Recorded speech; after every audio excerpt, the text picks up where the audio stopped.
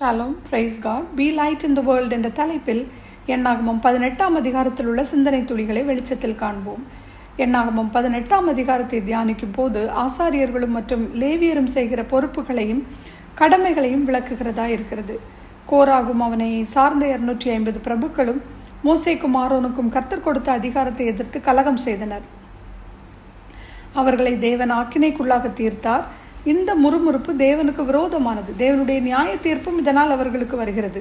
இந்த நியாய தீர்ப்பை பார்த்ததும் ஜனங்கள் மறுபடியும் முறுமுறுக்க ஆரம்பிக்கிறார்கள். ஸோ அந்த லேவியர்கள் மரித்தது அவர்களுக்கு வேதனையாக தான் இருந்தது. ஆனாலும் இந்த ஸ்பிரிச்சுவல் டிசர்ன்மெண்ட் இல்லாததுனாலே அவர்கள் மோசேக்கு விரோதமாக மறுபடியும் முறுமுறுத்தார்கள். இங்கே மோசேயை பார்க்கும் பொழுது எந்த விதத்திலும் குற்றமுள்ளவர் அல்ல. பேதுருவுக்கு முன் அனனியாவும் சப்பிராலும் பரிசுத்த ஆவிக்கு விரோதமாக பொய் சொல்லி மரித்தார்களோ அதே நிலைமையில் மோசேயும் இருக்கிறார். இங்கே எண்ணாகமம் 18:1 வாசிக்கும் போது பரிசுத்த ஸ்தலத்திலோ அல்லது ஆசாரிய கூடாரத்திலோ நேரிடக்கூடிய தவறுகள் எல்லாவற்றுக்கும் ஆசாரியர்கள் தான் பொறுப்பாளர்கள் என்பதை நாம் வாசிக்கிறோம். பரிசுத்த ஸ்தலத்தை நெருங்க கூடாதவர்களின் மூலமாய் ஏற்படக்கூடிய குற்றங்கள், பெட்டியை தீண்டக்கூடாதவர்களால் ஏற்படும் தவறுகள், ஆசாரியர்களுடைய பாவங்கள், இவைகளுக்காக பிராயச்சித்த தினத்தன்று பிரதான ஆசாரியன் தனக்காகவும் பரிசுத்த ஸ்தலத்துக்காகவும் பலிகளுடன் பிராயச்சித்தம் செய்ய வேண்டும் என்பதை இங்கே வாசிக்கிறோம். கோராகு ஒரு லேவியன். இந்த முறுமுறுப்பு லேவி கோத்திரத்திலிருந்து எழும்புகிறது. பயங்கரமான ஒன்று.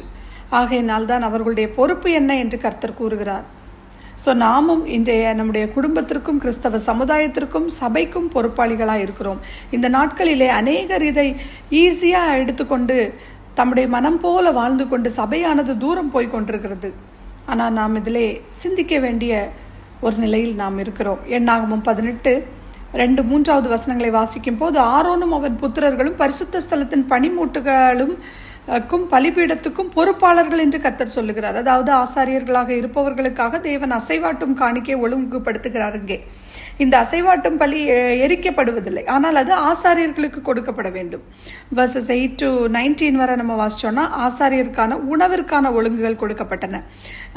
கர்த்தர் எல்லாரையும் குறித்து எவ்வளவு அக்கறை உள்ளவராக இருக்கிறார் பாருங்க. உன்னை தொடுகிறவன் என் கண்ணின் மணியை தொடுகிறான் என்று கர்த்தர் சொல்லுகிறார்.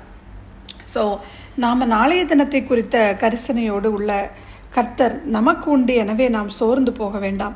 எண்ணாகமம் 18:20-32 நாம் பார்க்கும்போது தசம பாகத்தை குறித்து ஆண்டவர் அங்கே விளக்குகிறார். தேவன் வாக்கு பண்ணின நாட்டிலே ஆசாரியர்களுக்கென்று பங்கில்லை, நானே உங்கள் பங்கு என்று கர்த்தர் சொல்லுகிறார். லேவியருக்கும் அது போலத்தான் அவர் கூறுகிறார். லேவியர்கள் தசம பாகத்திலும் ஒரு பங்கை ஆசாரியர்களுக்கு கொடுக்க வேண்டும். ஆசாரியர்கள் கர்த்தருக்கென்று பிரித்தெடுக்கப்பட்டவர்கள்.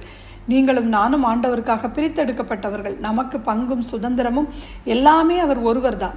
அப்படி ஒரு எண்ணம் நம்மிடத்திலே இருக்கிறதா என்று யோசிப்போம்.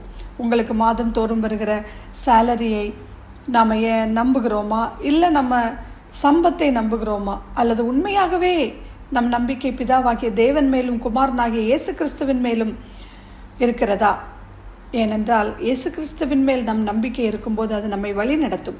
பரிசுத்த ஆவியானவர் மேலும் நமக்கு நம்பிக்கை இருக்கிறதா என்று நாம் சிந்திப்போம். சங்கீதம் 16:5 எப்படியாக வாசிக்கிறோம்? கர்த்தர் என் சுதந்திரமும் என் பாத்திரத்தின் பங்குமானவர், என் சுதந்திரத்தை தேவரீர் காப்பாற்றுகிறீர். எண்ணாகமம் 18ஆம் அதிகாரம் ஒரு பிராக்டிக்கலான ஒரு சாப்டர் ஆகும்.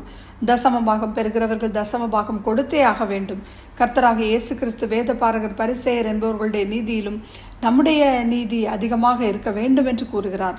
ஸோ நாம் வாழ்க்கையிலே கர்த்தர் கொடுத்த ஆசீர்வாதங்களை எண்ணி பார்த்து தசம பாகத்தை விட அதிகமாக கர்த்தருக்கு என்று கொடுப்போம். எந்த அளவினால் நான் அளக்கிறேனோ, எந்த அளவினால் நான் கொடுக்கிறேனோ அந்த அளவில் தான் எனக்கு அளக்கப்படும். ஆமீன். நாம் ஜெபிப்போம். Loving heavenly father, I come before you in the name of Jesus. ஆசாரியர்களுக்கும் லேவியர்களுக்கும் ஒரு ரெஸ்பான்சிபிலிட்டி கொடுத்தது போல எங்களுக்கும் இந்த உலக ஓட்டத்தில் கொடுத்திருக்கும் அத்தனை பொறுப்புக்கும் கலப்பையில் கை வைத்து விட்டால் பின்னிட்டு திரும்பாமல் ஆசீர்வாதத்தை பெற்றுக்கொள்ள தகுதியாக எங்களை மாற்றுங்க. மனைந்து கொள்ளுங்க. எங்களை பிரித்தெடுத்து உம்முடைய சுதந்திரத்தை தந்திருக்கிறீர். பரிசுத்த ஆவியானவரின் துணையோடு உம்முடைய நீதியிலும் பரிசுத்தத்திலும் நீர் விரும்புகிற வாழ்க்கையை வாழ எங்களுக்கு பலன் தாங்க. All praise and glory and honor for you only, Father God. In Jesus' most precious name I pray. Amen.